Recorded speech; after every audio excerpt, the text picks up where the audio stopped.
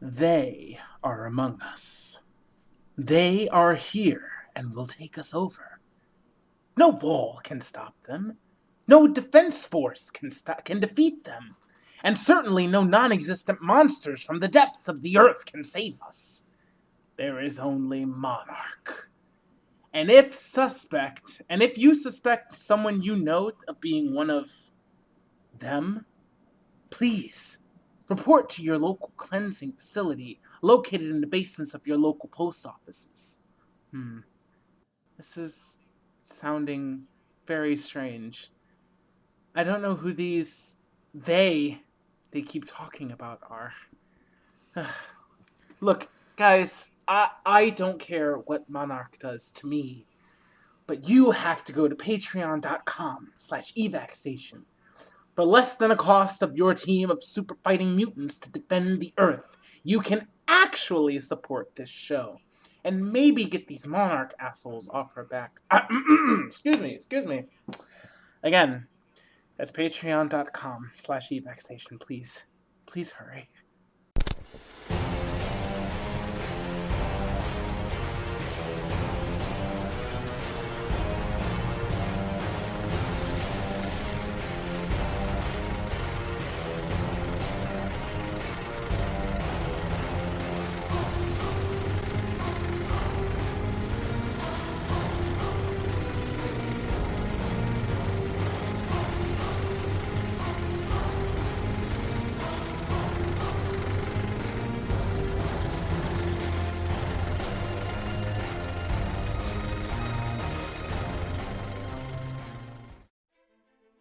We have come in peace, and wish not to destroy mankind, simply to make cattle of you all. Don't worry, we prepared milking stations for both the men and the women. We're equal opportunity milkers. We are Aaron Waseskazama, and with me today I've got Rydan Metters. You know, like Rodan? Yeah, there we go. Had to get that squawk in there. It was really hard to get a good name for you. That was the best I had, and I think it worked. It's alright. I appreciate Rydan. I can dig that. So welcome to the After Credits Cast, the only show that will milk every single human being. And if you wish to support our strange agenda, go to patreon.com/evacstation. You can also support us by rating us on YouTube, iTunes, Google Play, Stitcher, TuneIn, or Peepa. Positive reviews help get us more views. You can also leave comments down below, as well as on Facebook, Tumblr, and Twitter. And there's an email we need to have people go to. Ryan, what is that email? That email is Kung Fu in my Godzilla movie at gmail.com. I'm sorry. Excuse me. Damn it. Sorry. I had something stuck in my throat. That is evacstation at gmail.com. Matrix Kung Fu. Before we get too deep into today's episode, let's go ahead and start with our favorite subject. It's my favorite. It's a good conversation icebreaker sort of deal. What you watching? Ryan, what have you been watching this past week? Well, in trying to get used to our new overlords over there at Monarch, and on the I'm sorry. I just got off work and have suddenly lost all my words. On the recommendation of my girlfriend Allegra, who I may or may not be positive is a Monarch plant at this point, I have actually started watching a show called Venture Brothers. Have you heard of it? I've heard of it. I've seen an episode or two. I've never gotten into the whole series. Not because I didn't like those episodes, just I've never had time to watch the whole thing. It's very good. It's actually a lot of fun. It's in the same vein as Archer. I would say Venture Bros is to Archer like Adventure Time is to Steven Universe. That's a really weird analogy to make, but it's in the same vein, but where Archer is a little more straightforward in getting to like its storyline. Venture Bros, you kind of have to stick with it and kind of muddle through the first season so they can really lay the groundwork. But then they start like actually telling really, really cool, kick-ass stories. And they have the greatest villain, supervillain of all time, the Monarch. I remember him. I like that guy. He's great. He is fucking hilarious. I'm almost caught up. Me and Allegra are actually going to be watching the 7th season long distance so that we can catch up, because season 8 is supposed to start airing in the summer, possibly. So that'll be fun. But yeah, no, we're having a lot of fun with that. It's funny ass. It's great humor. It's a great twist on the silly ass superhero and supervillain game, and it's very funny. So I highly recommend it. If you have give it a season. Give it a season. Just watch the whole season, and you'll really be hooked. Gotcha. Well, first off, Ryan, let me tell you that I have actually been, I hired a PI to tail Allegra, just because I wanted to see if she was actually Monarch, affiliated or not. And the good news is... Oh, really? The good news is, she is clean, not a Monarch employee. Oh, thank God. The bad news is, she might be in league with the mole people. No! She's from the South! Why didn't I see it coming? I'm still trying to vet out some sources on that one, but let's just say that could be better or worse. I don't know if the mole people are better or worse. We're going to have to look into that a bit more. Yeah, more fucking research will have to be done. No one can escape from the fortress of the moles. That's my best Hans Moleman impression. I know it's terrible.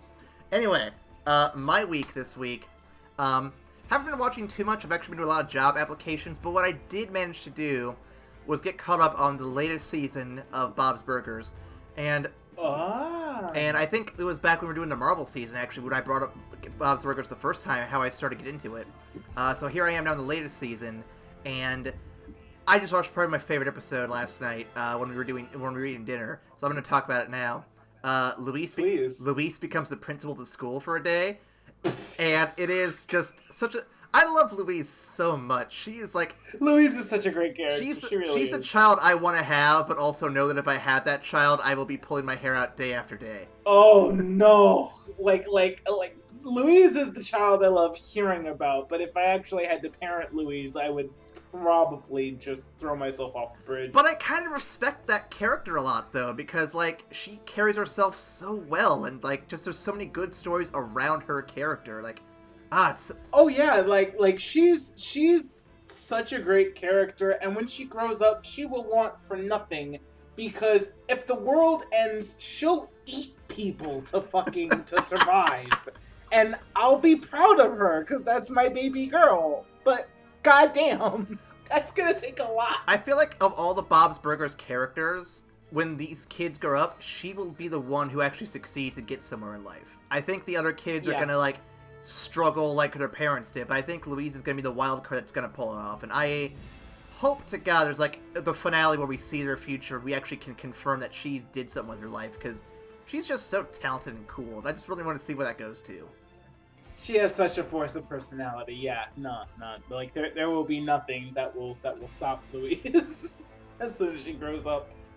Absolutely not. And then, that's about all from my week on that front. I think I caught up on a couple other shows. Like, I started watching the new season of Simpsons, just kind of here or there, not really watching it hardcore. But I did see two advertisements I want to get over with real quick, because these were both interesting and relevant to me. One, I saw an advertisement for tonight's episode of The Flash. I have not caught it for me, but it shows King Shark fighting girls. And I'm like, oh, dicks, I need to get caught up to see this moment. This sounds great.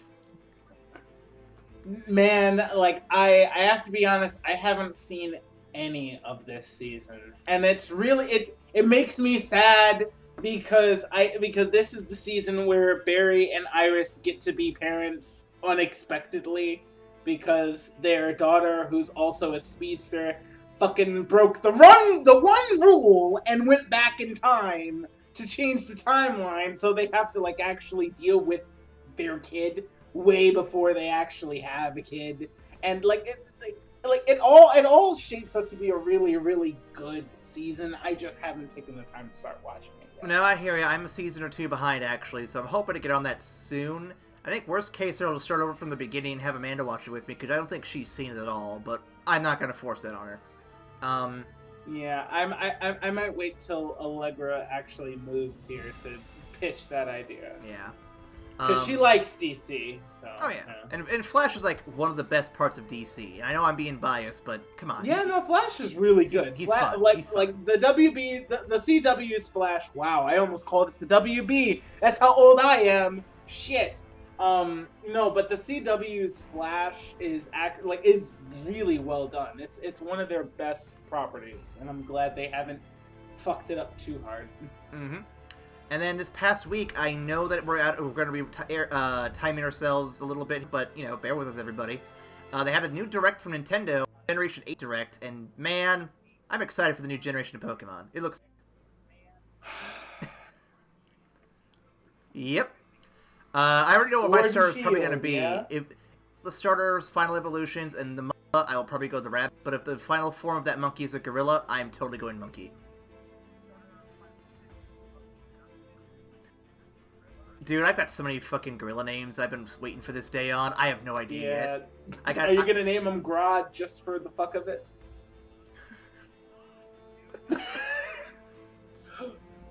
Watch it'll be an actual fire psychic They haven't had a gorilla Pokemon in 7 generations of Pokemon. They're overdue for it. He's here! They've gotten some that are similar, but... Yeah. Really? They've had... I mean, I know they have, like, they've had Manti monkeys and they've Primate, had other kind of things like it, but they've never had a full-on gorilla, and that's always disappointed me. Would he count as a chimpanzee? Yeah, so I'm excited for that. That'll be playing that.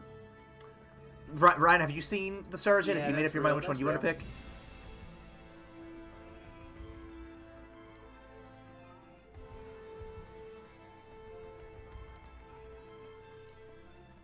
I have not seen the starters. I don't really plan on buying it. I enjoy hearing about the Pokemon, about the Pokemon world. Is this not a group of people who are into Pokemon? I'm a people who were really into Pokemon, and I'm no longer around that group of people. So I just kind of said, man. I need at least like one more, like at least 1 or 2 more people that are like hardcore into it. That'll be like, yeah, no, Ryan, you gotta get it so that we can all play together, and then we can all da da da da da da da. And then I'll be like, fuck. All right, I guess I'm getting something. Man, where's David when I need him? Anyway, let's get on to today's episode. Welcome back to the Kingdom of, where we're going to be going through all the latest entries in the Godzilla canon. This week we'll be actually talking about, we're actually taking a step back to 2004's Godzilla Final Wars. Directed by Ryuhei Kitamura, it went on to make a cumulative worldwide gross of only $9,167,000, which is actually about half of what the film cost, but it was like a limited run, so I imagine merchandise and DVD sales maybe made up for it. Hopefully, I suppose. While we American dogs won't know who all these actors are, we have a massive cast to talk about here, including, I'm going to probably butcher a name or two here, even though I took Japanese. We'll find out. Kazuki Kitamura, Maki Mizuno, Don Fry, that's not Japanese, by the way, Rie Kikukawa, and Masahiro, yeah, that's it, Masahiro Matsuoka. I had to redo Masahiro because I'm like, wait a minute, is it Sakurai? No, not that Masahiro. Matsuoka. Yeah. Yep. And while nominated for a few awards, this film actually didn't win anything. So we're going to jump over, before we get to this wacky film, we're going to jump over to the Fun Facts Science Corner with Ryan. Oh boy, and the most fun is that I didn't read these facts. Anyway, all right, coming up. As a treat to die-hard Godzilla fans, Zilla, the monster that from the much-maligned 1998 American Godzilla film, appears in this film and battles the Japanese Godzilla, getting beaten easily in one of the series' shortest battles.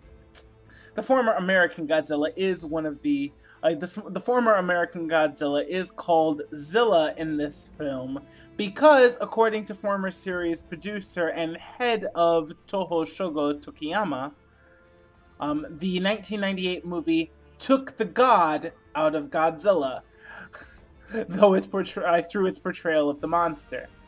Now, since the release of the film, Zilla has appeared in other media licensed by Toho. Wow, Tokyo. Wow. Including comic series and a mobile game, and is now considered to be an honorary member of Toho's roster of kaiju, which is really nice because as a kid, I actually really liked that design. Anywho, for the second fact, ever since playing Godzilla in Godzilla 2000, which ironically came out in 1999. The suits... It was the Y2K. It fucked everything up. Yeah, that's what happened. The suits that stuntman Tsutomu Kitagawa wore weighed 100 kilograms, and he compared it to dragging a tire and giving a piggyback ride to a fat man while walking. For this film, however, director Ryuhei Kitamura required greater flexibility out of Godzilla. Thus, the new, slimmed-down Godzilla suit only weighs 30 kilograms. Kitagawa compared wearing the new suit to dragging something light with a child on his back, which is nice. That's good. Yeah. I noticed that there was a good amount more movement in this one, which was really good to see. Which was really cool to see. Mm-hmm. Last but not least, this is the last film in the third Godzilla movie series, the Millennium series, quote-unquote, which started in 1999 with Godzilla 2000, ironically, again, 1999. Now, Toho widely reported that this would be the last Godzilla film for at least a decade because of the weak box office performances of the previous two films. This proved to be true, as the next Godzilla film was the American-made Godzilla that came out in 2014, which released 10 years after this film. With the next Toho-produced Godzilla film coming 2 years later in Shin Godzilla 2016. We'll be talking about that next week. I'm actually pretty excited about that. That'll be fun. That one's gonna be fun. All right. We'll get some initial thoughts out of the way real quick. Since you had a pretty long fun facts there, I'll go first. This is pretty fun for me. I understand it was absolute nonsense the whole way through, though. I exaggerated a bit on the dumbness of Colin last week, and this film takes dumb action film to another level.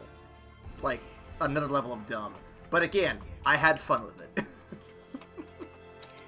Man.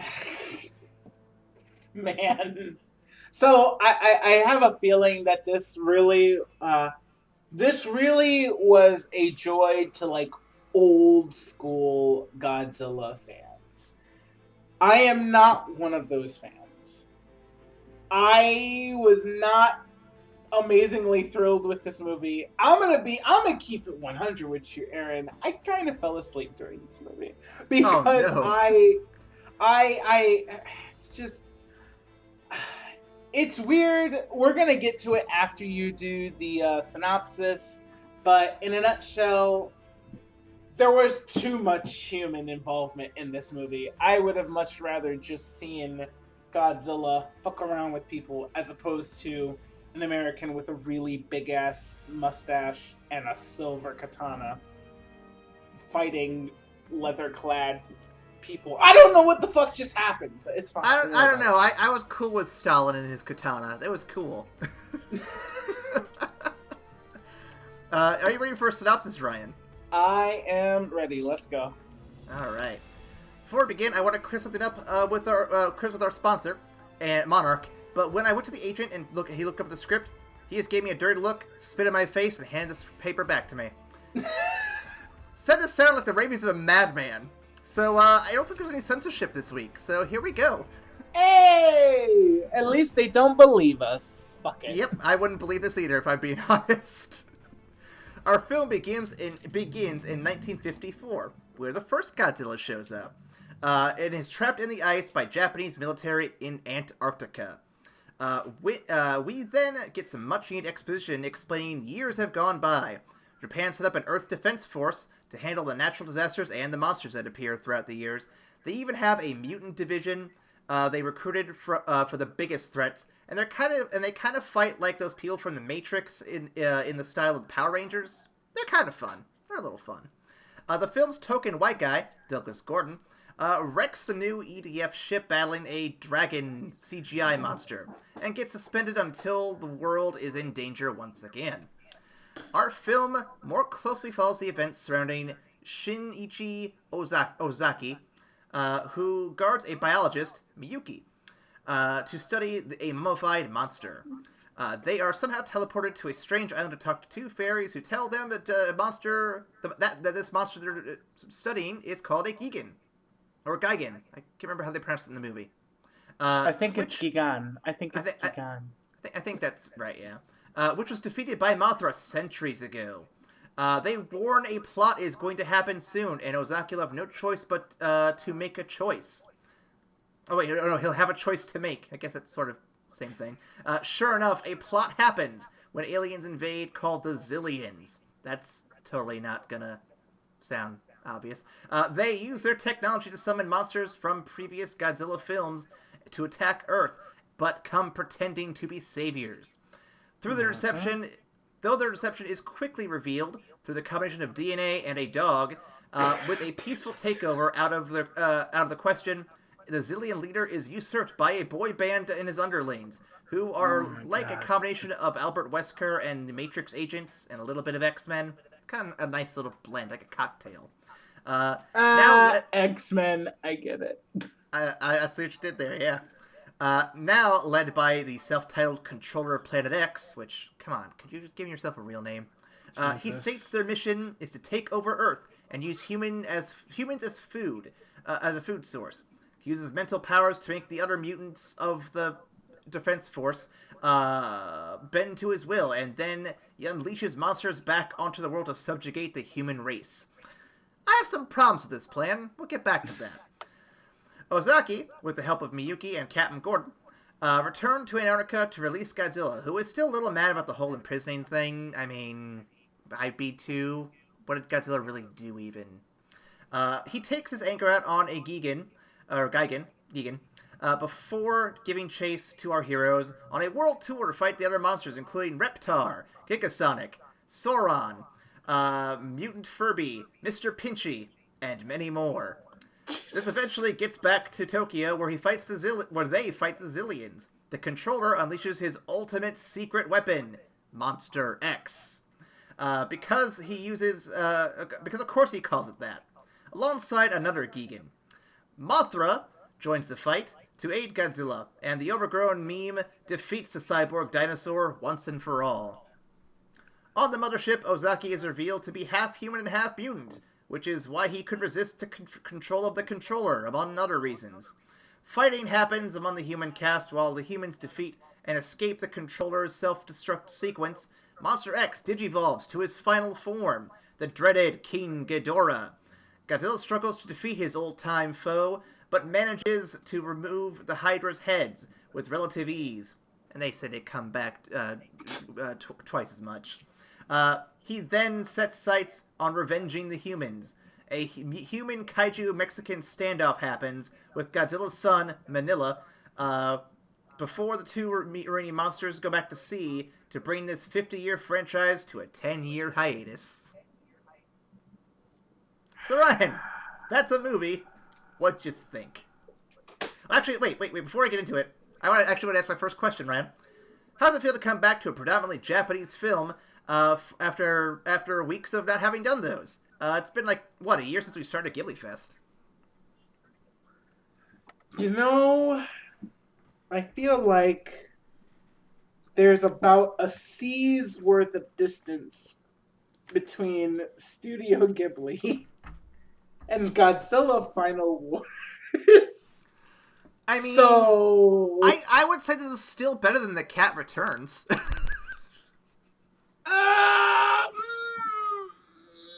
No, I would disagree with you. I would disagree with you because I mean, I think the difference here, Ryan, is the cat returns. So the cat returns is not as well made as the other Studio Ghibli films, but it's still an okay film. It was bad by comparison to the other things that Ghibli put out. This was just a bad film, period. So I would rather watch The Cat Returns, to be quite honest. I feel like we differ a little bit. I'm not saying this movie is great. I'm not saying this movie is like, on a pedestal or anything. It's just a movie. That's all it is to me. But it's a movie that's like, it's like a plate of nachos with a bunch of cheese on it, man. It's a cheesy movie that's like a bunch of filler. It's crunchy. It's a big plate, though. Probably shouldn't have been as big as it was, let's be real here. But it was still a tasty plated cheese. Could you have gotten better cheese? Sure, maybe. Could you have gotten a healthier meal? Oh, absolutely. But it was a cheesy little meal, and I had fun with it. That's how I want to put it. See, this is where I think it differs, because you grew up on monster movies. Like this is your bread and butter. If you watch this, it automatically takes you way back. It's not amazingly dumb, but it speaks to a younger you, and you just have fun with it. I'm the exact same way when I think of 90s action films. Keep an eye out for the Nick Cage series that we'll do. Hopefully, keep your fingers crossed and bug Aaron. That'll be a good time. But yeah, no, I'm the exact same way when I see like 90s action with a bunch of like gunplay and just John Woo and fucking white doves everywhere. It's just fun. It's shittily made, but it's a lot of fun because it speaks to my childhood. So I think that's where I think that's where you and I differ, because I didn't grow up with this. I can only look at it now as opposed to how child me would have seen it, and so I don't have as much good feeling for it as you. And that's absolutely fair. I would say this to me. What's funny is when I was a kid, I didn't watch a lot of monster movies. I watched a few, sure. Jurassic Park was my bread and butter as a kid. I was 4 years old when it came out, so I mean, it just tells you how fucked up I am. But what actually really like kicked the nostalgia button for me, it reminded me of all those old fucking Power Rangers like episodes where they fight the big monsters and shit because of all the fucking rubber costumes. You know what? You're absolutely right. And I don't know what it was about that, but it just clicked with me. I'm like, man, this just reminds me of Rita Repulsa's bullshit. This is fun. And even fucking Controller was like kind of like a weird boy band Rita Repulsa. And I'm like, okay, I can dig this. This is all right. I will say, it's a little dumb at times, though, for sure. Especially like when you have a fucking motorcycle chase in the middle of your goddamn monster movie. Oh man, come on, dude. Come on, I man. mean, what are we doing? It was cool, sure, but like, man, why are you guys getting so distracted with a motorcycle chase when Godzilla should be like right around the corner? Come on now. Because apparently there was a need for mutant humans who were super strong to be featured in this movie, despite the fact that none of them could stand toe-to-toe with fucking Godzilla. So what the fuck are they here for? This big-ass mutant force that we've got training, all they do is sit at a console in a ship and they shoot at Godzilla. That's it. Everything else, like, they're really good for fighting against humans and maybe possibly taking out a low-level monster with, like, apparently Gatling guns that could blow monsters up. They could probably take on a Skullcrawler. Yeah, they could take on a Skullcrawler. Sure. Okay, I'll give you that. But aside from that, what the fuck? Why? Why are they there? You know what? Honestly, when we got the bit of information that, you know, the same DNA and technology, the DNA base M, was present in Gigan, the same like mutants, I was calling it that the main mutant was going to be able to like grow into a monster and like fight on behalf of That humanity. would have been really cool, like a Attack on Titan. That kind of would thing. have been very cool, but no, we had him fighting a fucking boy band character. Jesus. Yeah. No, I definitely think an Attack on Titan Man. approach would have been really cool. Has there been an Attack on Titan crossover with this stuff yet? I feel like that's like a must-have at this point, right? I would think so. I mean, they're both Japanese companies. I mean, I feel like you could just walk over to, is it Shonen Jump? I don't think it is, but you could have like the Toho guys go over to Shonen Jump and be like, hey man, I see you got that Attack on Titan there. It looks pretty damn sexy. What if I put it up against my Godzilla monster? And the Shonen Jump guy's like, you know, why not? And they just do it, man. And then One Piece is in the background for whatever reason. But whatever. It's just cool shit happening. I'd be down for that. Q, the one fan, is going to call me out for saying it's not actually Shonen Jump. I don't think it is, but I don't remember who it is. I actually fell out of Attack on Titan pretty quick. Attack on Titan's like really good. It shifts story like 2 or 3 times, but all the stories that it shifts to are also really good. So... I don't know. I fell out after maybe the 3rd reveal of, oh, you're also a Titan guy. It's like, oh, we have more of these guys? How many more are we going to get? Like, you gotta stick with it because there's a reason why there are so many Titans on this island. There's a reason. You just I'm sure. It's actually really good. It's actually really I was reading the manga long before the anime showed that shit, and I'm like, man, this is never going to end, is it? It's actually, I think it's fairly close to the end. I think I'm like 3 or so episodes behind. But yeah, no, they've been ramping up for a good amount. They did a time skip and everything. I might jump back into that. Speaking of jumping It's back good. into things, It's good stuff. Let's get back to this. Yeah. Okay. So, we already discussed, this movie jumping the shark a bit with the mutants, the aliens. What was up with the fairy twins, man? Like, what was up with that? I have literally no fucking Like, those popped up out of nowhere, and I'm like, what? They popped up, and I'm like, what the fuck are these guys here for? This is like, is this new? What is this? They were Mothra's fairy ambassadors? I don't fucking know, man. But, like, just, why? Just have a cult. Just have some weird cult guy be, like, in a hood and say, Mothra is God. He will come for you in the final act. Later, bro. Yeah, dude, I would have had more respect for that. I don't know, that. man. I couldn't tell you. I honestly could not tell you what the fucking deal was with the twin fairies. Well, okay. So there's a lot of monster fights in this movie, Ryan. A good fair bit.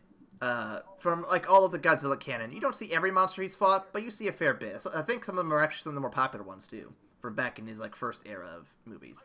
So my question to you, Ryan, is what monster were you most excited to see in action aside from Godzilla, and which absolutely disappointed? Damn, you know what? Okay, so I'll say I will change my answer for the most exciting, because I wasn't expecting King Ghidorah to show up, but him showing up at the very end was real cool. It was real cool. I didn't see it, and that last fight was actually pretty damn boss. So I won't like. Mm-hmm. Granted, the physics of him picking up Godzilla with his lightning breath is fucking beyond me, but I had fun with him showing up. I had fun with watching Godzilla rip his heads off, which was really cool.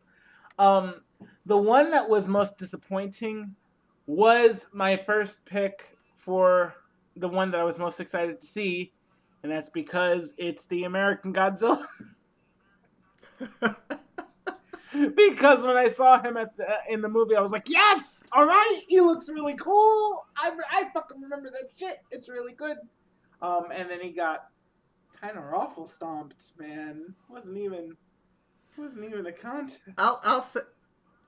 I'll say going into it, I was excited for that one because I knew it was going to be short, but I'm like, you know what? I kind of want to see the context for it, and I was kind of happy with it. But I do agree that I think the Ghidorah fight is really good. I knew he was going to be in it, but I didn't know where, because I remember when I put up the thumbnail for this video, You actually have you actually see him in like the trailer, not trailer, the poster for this movie. And so I'm sitting here this whole movie thinking, okay, when's he gonna show up? When's he gonna show up? And I think by like the halfway point when the motorcycles started happening, I just forgot he was gonna be in it. And then he showed up at the end. I'm like, oh fuck, there he is. Yeah, that's one of the things. Like, a good movie will surprise you with the shit that you know is coming. Like, and it's hard to pull that off.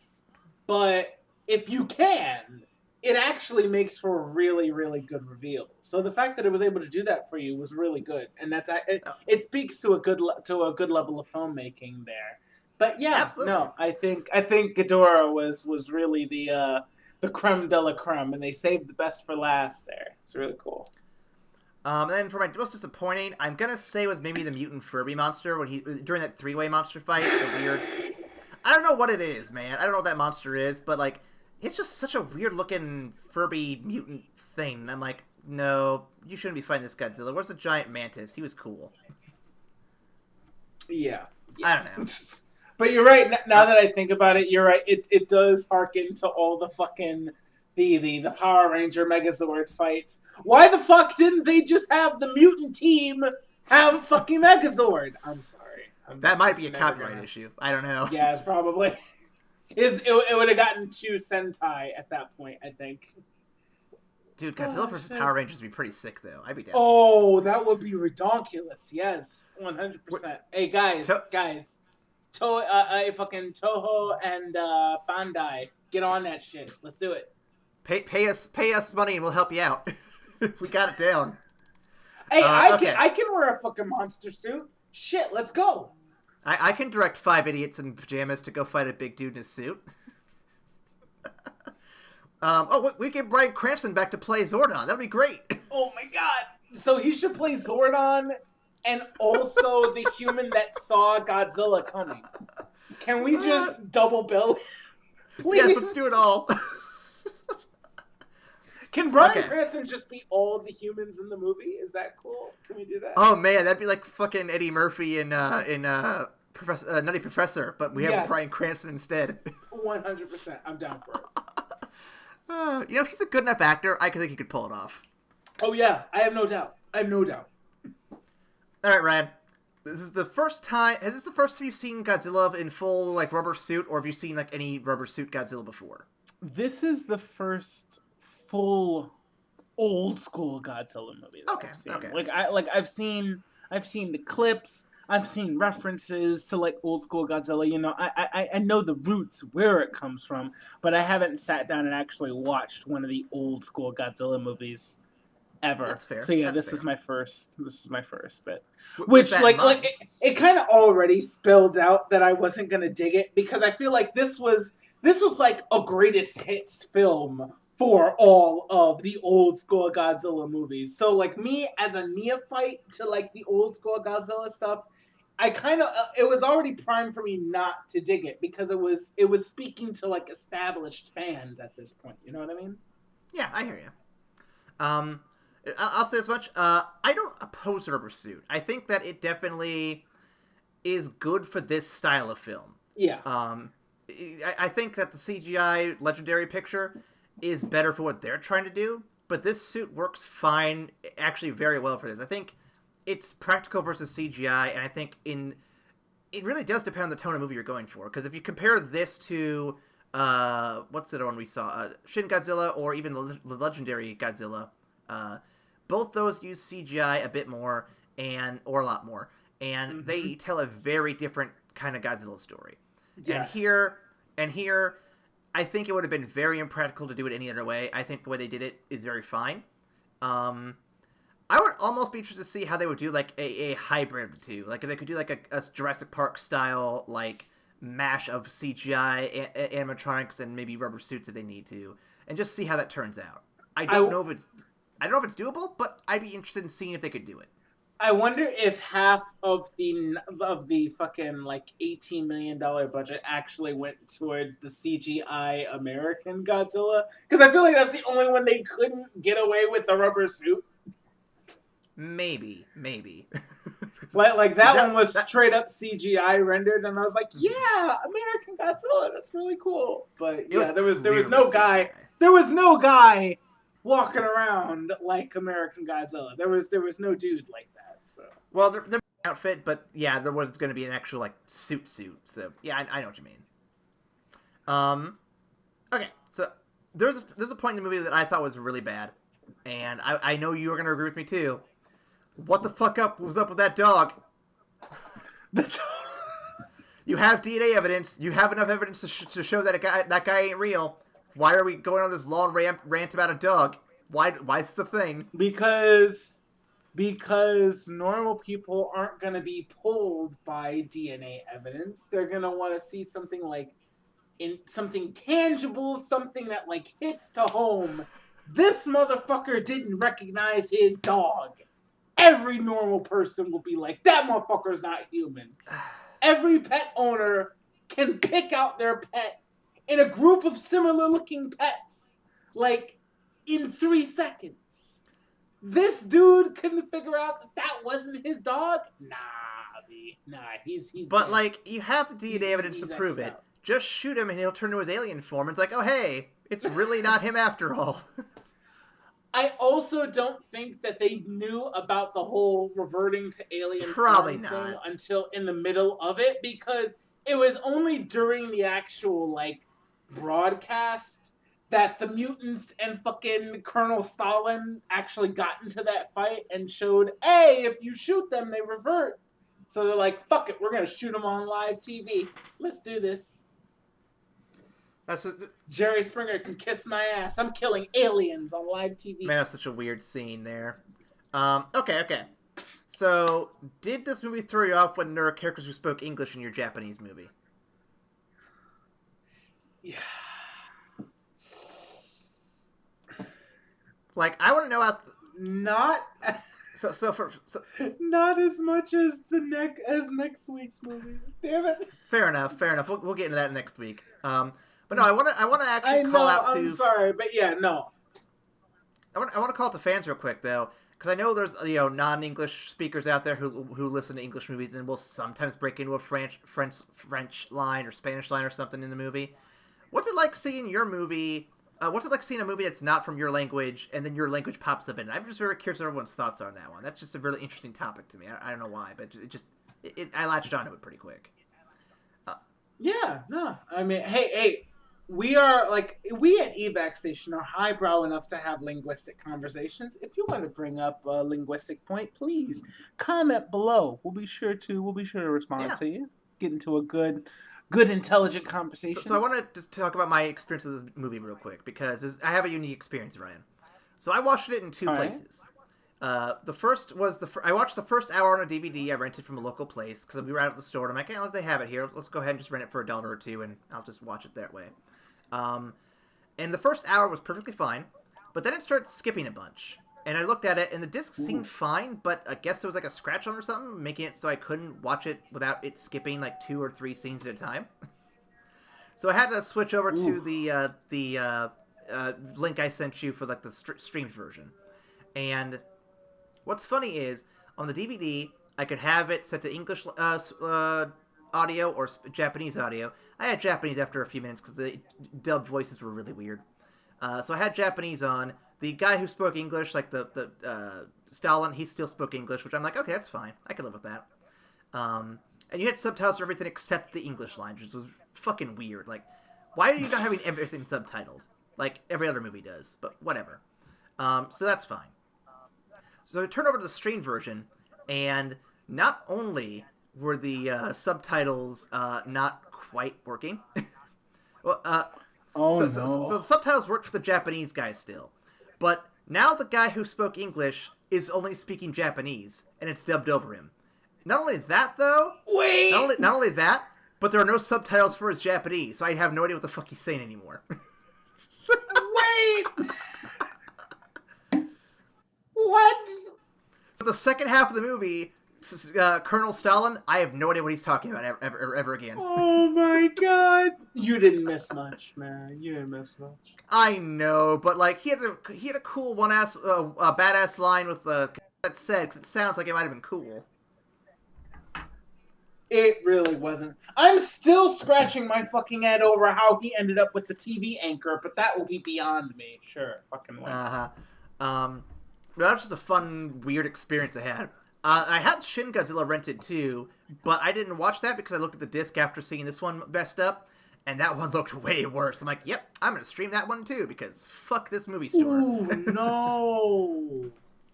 Oh, boo hiss. Lesson here, kids, is if you're gonna get a new movie for a rental store, you're probably fine. If you're getting one that's been around for 10, 20 years, might wanna reconsider streaming that thing. Anyway, back on to... You can just pirate it like every... I mean, excuse me. Sorry. Please, go ahead. What's the next question? Mutants here. Anyway, I'm sorry, yeah. Does this... Who would pirate? No, of course not. It's legal. Ryan, do you feel like this film is an adequate celebration of 50 years of Godzilla films? And does this make you want to go back and see any of the other Toho films? Do I think it's an adequate celebration of 50 years? Yes, because I feel like it played all the greatest hits, and that's the shit you want to see. Does it make me want to go back and watch more of the films? Absolutely fucking not. I would... It would, nah. You know what? It doesn't really inspire me to go back and look at the rest of the stuff.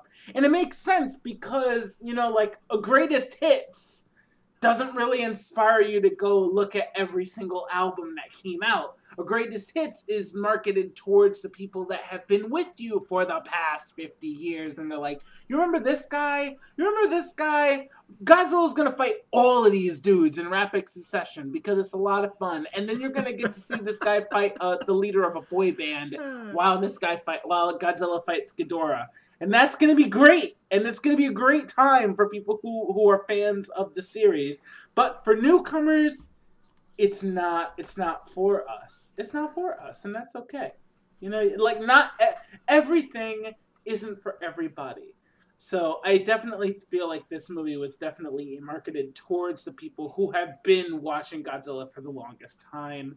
It's definitely y'all's movie. And I think as cheesily as it was done, I think it really spoke to the spirit of the movies, in which case, like, if you had a great time with it, then it makes a lot of sense, because it was written to evoke that.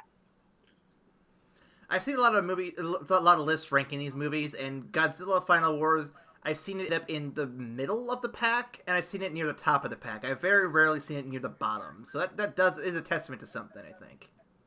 Yeah, I think so too. I'm going to skip my next question and go straight to the last one here, because I'm actually very curious on this one.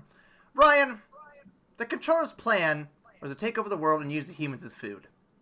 However, his plan involved using giant monsters to destroy the world of these humans. How's he going to get any food out of this bullshit? My guess is that he wanted to wreck the world so that the humans would have no choice but to go to the aliens. Like, the only habitable places on Earth would be alien-controlled, and they would use them as a food source. That's literally the only thing I could see coming. But, see, he doesn't have really that good a control of the monsters. Like, yeah, he can I summon know! them. He can conjure them out like Pokemon, but, like, you cannot fight, eat the hair. You're gonna lose all your food that way. Like, his boss, the bald guy... Hey, you know what? The bald guy knew what he was talking about. He was like, let's rule these people through peace. He's right, because then you could just steal them as, like, cattle instead of trying to gum up and try to peel them off the bottoms of Godzilla's feet. You know what? Nobody said the boy band leader was smart. He has a 20 in charisma, not intelligence. He didn't think it all the way through. Of course not. So I kind of want to recut this movie now to have it so the boy band literally only speaks, and whenever they speak, they have, like, actual, like, NSYNC or Backstreet Boys music playing for their dialogue. I would love that, dude. Like, I'm sure you could get kick-started for that. Maybe. There's a lot of copyrighty bullshit going on there, but maybe I'll do what Eric Foreman did after Black Klansman. Did you hear that he, like, edited the Hobbit movies down into one movie?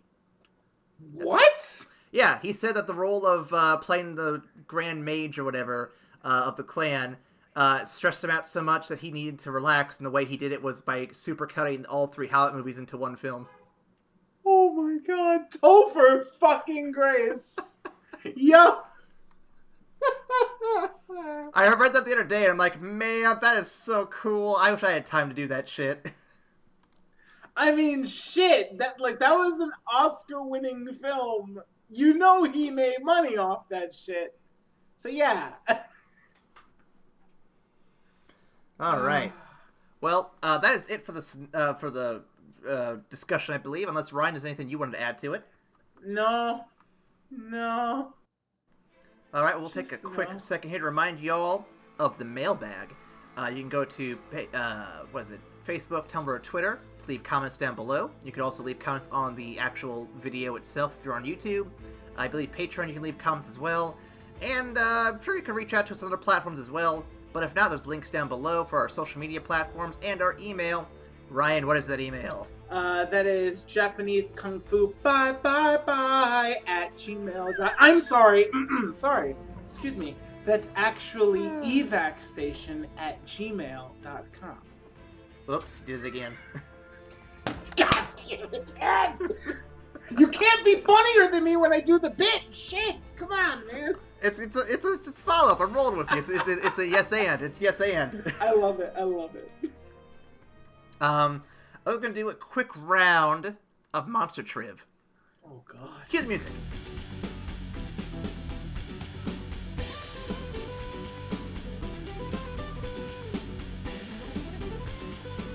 So Ryan, I have the names of all the monsters that appeared in Final Wars. You will know some of them, obviously. Some of them you might not. No, a couple. So I'm going to give you a vague description, and you just tell me what monster name that you think it is. Alright. Alright, here we go. Number 1 is the title character. I'm gonna guess that that's Godzilla. You are correct. It is certainly not Final War. Next one. Code name Final War. I rolled credits so hard on that one. Like when the credits rolled so hard it punched me in the face. That's how hard it rolled. Well, what's funny is he was delivering that line. He's like, "This is gonna be Operation," and I got queued up. I'm like, "I'm gonna say it," and then he's like, "Final Wars." And I shouted it out at the top of my lungs, "Roll credits!" Roll credits! Amanda gave me such a dirty look. Anyway, number 2, Ryan. The cyborg dinosaur. That's Gigan. That's correct. That's correct. Yeah, that makes sense. Cyborg dinosaur. Yeah. You got a couple easy ones to start with here. Your next one is giant moth. That might be Rodan. No, I think it's Mothra. Sorry. Yeah, you got it. You got it. All right, here we go. We're gonna get in some different ones here. The 1998 Abomination. Oh, that was the chosen one! I'm gonna guess the American Godzilla, a.k.a. Zilla. That's correct.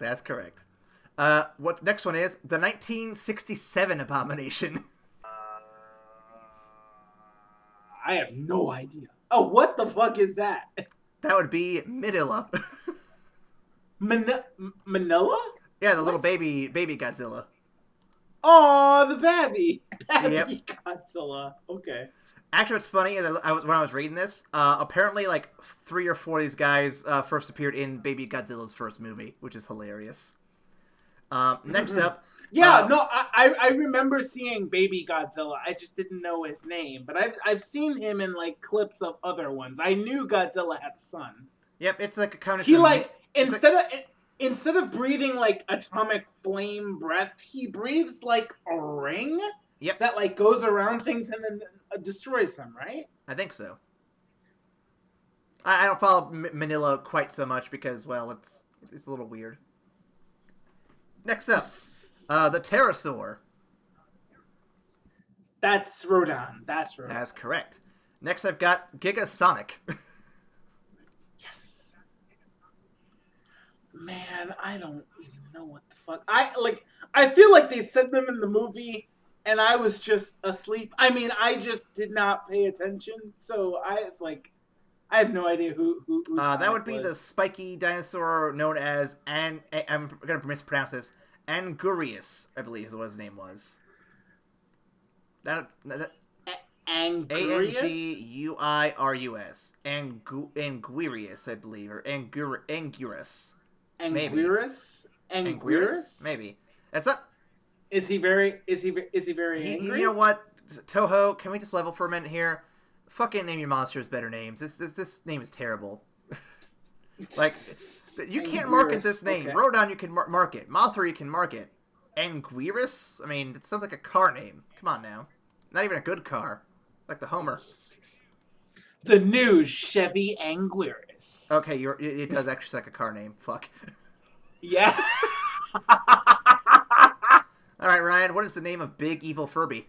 Fuck, it wasn't Furby? I thought it was just a play on Furby. Nope. Was it Nope. not? Oh, man, I have no clue. For some reason, he's called King Caesar. Wait, no, pause. Yep. I'm sorry. Can you explain the etymology of naming this fucking thing King Caesar? What connection does it have to King Caesar? Well, I think it's very obvious, Ryan. He is the king of his dominion, so that's the king part. And then Caesar is that he likes Caesar salad. Get the fuck out! Like you're done. You're done with this podcast. I'm sorry. Like Mothra guys, like fucking Monarch guys. Can you please? Gentlemen, please. I've got a couple more here. Ryan, I got a double whammy for you here. Do you know the names of either the big mantis or the big spider? No, no, I don't. Well, if you know any Japanese, you might have a chance at these. The big mantis is Kamakuras, and the big spider is Kumonga. Kumonga? Yep, well, I believe Kama is related to mantis. I believe it's either the word for mantis or like an alternate word for cut. And Kumo is Japanese for spider. I know that one, so. Oh, okay, yeah. Okay. And I'm gonna guess. It's like naming something Gigantosaurus or something. Yeah, a little bit. Yeah, okay, gotcha. Next up, I've got Mr. Pinchy. Is this the monster that the mutant team boy band actually fought at first? I believe so. The giant lobster thing? Fuck, I don't think they said the name before. They might have once, but it was like really quick. That one is Ebirah. Ebirah? Yep. Ebirah? Oh, Jesus. All right. What are these names? I don't know, man. Next one is the giant Grimer monster. Shit, was I asleep during this? I mean, this monster. what? I'm not gonna lie. I had to look up where this monster was in the movie because I couldn't remember. He's barely in it, so if you don't get this one, I'm not gonna shame you on it. I have zero idea. That would be Hedorah. Sure, fucking why not? Why not? I got two more for you, Ryan. I'm thinking you can get these both. What's the name of the final boss? That's the X-Man. I mean, that's Monster X. Yeah. And what's the final boss's final form? Like, this isn't even my final form. This is King Ghidorah, the ringer, the ringer that stepped in and saved the final act of the movie. I would have also accepted Frieza, but yes, that is correct. You mean Form 3 Frieza, where he's all super buff and shit, Gold right? Frieza, yep. Gotcha. Can you believe Frieza's got 4 fucking forms? What the fuck's up with that? Anyway. We're going to go ahead and close out the movie here. We actually didn't do this for the last 2 episodes, Ryan, so we'll have to re-record those or just fucking make up as we go. We get to review the movie with the gold, silver, platinum rankings and shit. Oh god, are we ranking these fucking things? Yeah, why not? Why not? Ryan, what would you rank this on our weird scale of colors? Oh my god! Shit. Okay. Fuck. All right. I know where I'm going to put it. I'm going to put it. You want me to throw it out there? I'm mostly trying to compare it to the other movies that I've seen. It's definitely less than. I just don't know if I want to make it below bronze or not. Well, so I'm gonna just jump in here real quick. I'm going to say this is a bronze movie, and I say that because bronze is a movie that is certainly skippable. You can certainly not see if you don't want to. But it's also something I'd say you can rent it if you're a Godzilla fan. You'll probably get more out of it than others. But It's definitely middle of the road. I don't think it's the best Godzilla film, and I certainly don't think it's going to be the worst one I'll see. But it's fun for those who have been with the series for a while. So solid bronze for me. Solid bronze. All right, that's fair. I'm gonna go stone, one step below bronze, because I am not an established Godzilla fan. I think this is definitely marketed towards the people that have definitely seen a lot of Godzilla films, or like they're near and dear to their heart. It's the greatest hits for people who have been with the series in a ride or die fashion. But for people like me who haven't, or who have only seen like the newer shit where it's just all CGI and all big budget shit, this is a bit hard to swallow. And there was far too much boy band dancing. I mean, far too much kung fu action in my Godzilla movie. So I'm gonna give it a bronze. That's fair. That's fair. I think it's one of those things where we'll see other movies down the road that will be like a big greatest hits kind of thing like this for other franchises, I imagine. And I'm sure they might resonate more with you than me, but we'll get to those down the road at some point. Yeah. That's a tale for another time. Indeed. Until then, though, you can always follow us on our social media, email us, like we said earlier. Links are all down below. Next week, we'll be covering the other Japanese Toho film for Godzilla, the latest Toho film, Shin Godzilla. And that'll be an interesting one to talk about. There's a lot going on there. It's tune in next week, guys. That's all I can say. Tune in next week. Absolutely. We'll have a lot to talk about. And then we get the schedule up here so everyone can stay on track. I know I read this every time, but I want to make sure everyone's on the same page. After Shin Godzilla, you guys will then get to see Godzilla, King of the Monsters, an all-new movie coming out this year. We're going to try to keep up on these new movies as best we can for the ones that at least we want to see. And then after King of the Monsters, you're going to get a solid summer of X-Men. Not the X. I hope you guys are ready for not that, the X-Men of this movie, but like actual Marvel's X-Men. Yeah, no, like the real X-Men, like fucking Wolverine and Storm and Cyclops and shit. Even though Scott's a bitch. I mean, we'll get there. Not gonna lie, Ryan, I'm excited because I actually I contacted a few YouTubers who've done various remixes of X-Men. I've got enough to do one remix each episode. It's gonna be good. It's gonna be real good. Shit. Okay, I don't want to spoil what the different tunes are going to be, but man, I love some of them. They sound really good. Of course. Guys, Aaron's pulling out the stops for you guys. You guys got to tune in. This is going to be a lot of fun during the summer. You guys are going to have a ball. I'm going to have a ball. He's going to have a ball. So come over here and we'll have some fun with it. Ah, man, I'm hyped for X-Men. Okay, so tune in next week for Godzilla, then followed by more X-Men. And if you want to go back and watch your old stuff, we got Marvel, DC, Studio Ghibli, Shyamalan, and a bunch of other stuff in between. Go check it out. It's all good stuff. And we'll be back next week. Until then, we'll see you after the credits. Bye.